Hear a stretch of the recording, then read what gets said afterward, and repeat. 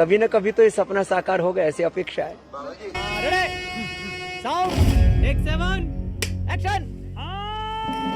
भैया पेट्रोल जो है उसका जो बेसिक प्राइस होता है वो 35 रुपए के आसपास है।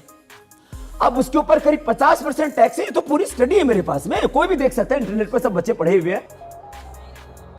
और मैं आपको धन्यवाद भी देना चाहूंगा, भारत के भविष्य का निर्णय हो रहा है।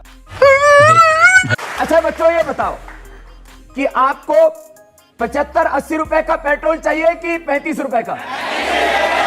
तो आपको जो 35 रुपए का पेट्रोल दिलाएगा उसको वोट दोगे या 75-80 दिलाने वाले को?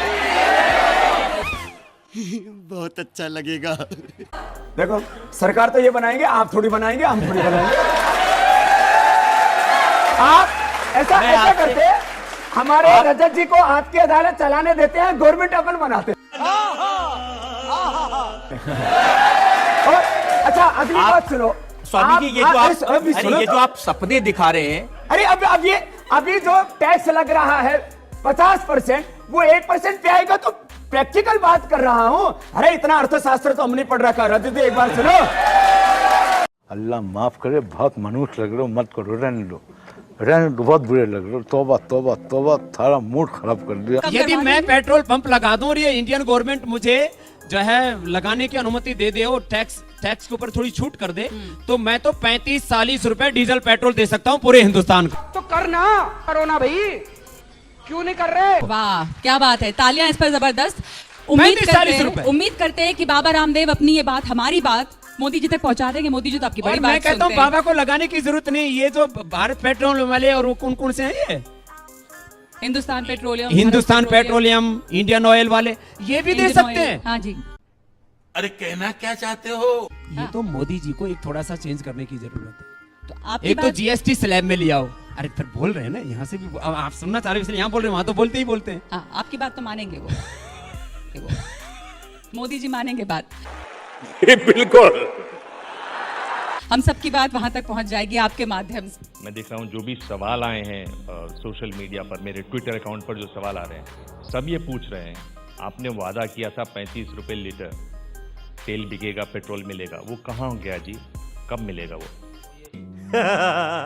यही तो सादा लफड़ा है। दुनिया में सब कुछ पैसा है, सब पैसे ही का जलवा है। तुझे भी बाबा अधर हो गया, हवा में है वो। अब वो बातें देखिए ये जुमला है, देखिए ये जुमला है। मुझे अफसोस है कि देखो तेल के, डीजल के भाव इतने महंगे नहीं होने चाहिए, लेकिन हम मोदी जी भी क्या करें, उनको सरकार चलानी है। ठीक है, जरूर जरूर। तो सबसे ज्यादा टैक्स डीजल पेट्रोल से ही आता है। तो कोई ऐसी उनको दूसरी वैकल्पिक व्यवस्था सोच तो रहे हो, उनको दूसरी वैकल्पिक व्यवस्था सोच तो रहे हो। के? अब तो सच बोल दे के? कि जो है दूसरी जगह से पैसा मिल जाए, तो क्रूड ऑयल के रेट के अकॉर्डिंग यदि सच में आज भी बात हो तो 35-40 रुपए डीजल पेट्रोल उपलब्ध कराया जा सकता है। देखा देखा देखा, धीरे धीरे सींग निकलने शुरू हो गए, ये चाहिए वो चाहिए वो चाहिए। ये मतलब ये तो क्रूड ऑयल और उसका प्रोसेसिंग और सब जोड़ लो, आप ट्रांसपोर्टेशन मिल जाएगा। लेकिन सरकारी खजाना भी खाली ना हो जाए, कहीं सरकार जो है वो डेफिसिट में ना चली जाए, इसलिए उन्होंने टैक्स लगाया हुआ है, हटा दे तो मिल जाएगी।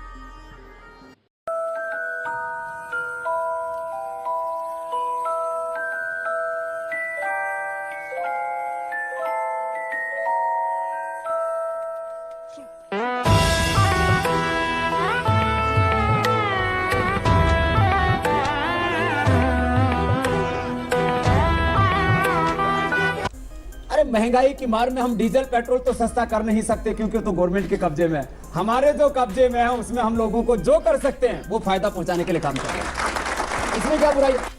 अरे महंगाई की मार में हम डीजल पेट्रोल तो सस्ता कर नहीं सकते, क्योंकि तो गवर्नमेंट के कब्जे में है। तुम्हें शर्म है? कुछ शर्म आया है? बचा लिया मोदी जी को, बचा लिया मोदी जी को।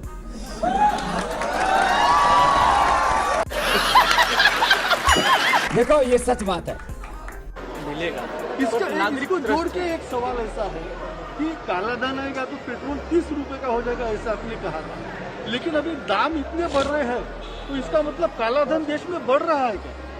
देखो, क्या बनाया तुमको? जो काला धन, भ्रष्टाचार, व्यवस्था परिवर्तन के लिए जो हमने पूरे देश में आंदोलन चलाया, अबे हुकूमत के चमचे, तो मैंने उस समय कुछ प्रोविजंस रखे थे कि टैक्स टेररिज्म से और अलग अलग प्रकार के जो कुछ आर्थिक सुधारों के कार्यक्रम थे, तो मैंने ये बोला था कि जो क्रूड ऑयल का रेट है उसके अनुरूप यदि तेल बेचा जाए और उसके ऊपर टैक्सेशन कम कर दिए जाए तो निश्चित रूप से जो मैंने बोला था वो हो सकता था। बड़ा हो बेटा। अब सरकार ने जिस तरह से पूरी अर्थव्यवस्था को संजोया हुआ है, अब उनको राष्ट्रहित के सामाजिक कार्यों को भी जारी रखना है, अलग अलग आर्थिक चुनौतियां हैं, सरकार को सरकार भी चलानी है, तो उसके लिए उनको जो टैक्स है वो उसको नहीं हटा पा रहे हैं। तो कभी न कभी तो ये सपना साकार होगा ऐसी अपेक्षा है, कभी न कभी तो ये सपना साकार होगा ऐसी अपेक्षा है। गजब टूबीबाज आदमी। साले का खोपड़ी तोड़ साले का। मेरा मुंह से निकल गई, मेरी जबान टूट गई यार। क्या कर रहा है, क्या कर रहा है, क्या कर रहा है, कर क्या रहा है? भैया मत करो। इसे कहते हैं कुंडली के सारे घर सर पे सवार होना। पता नहीं। लेकिन टेंशन मत लीजिए, जब तक व्हाट्सएप में गुड मॉर्निंग भेजने की सुविधा है तब तक आपको कुछ नहीं होगा, मैं गारंटी देता हूं।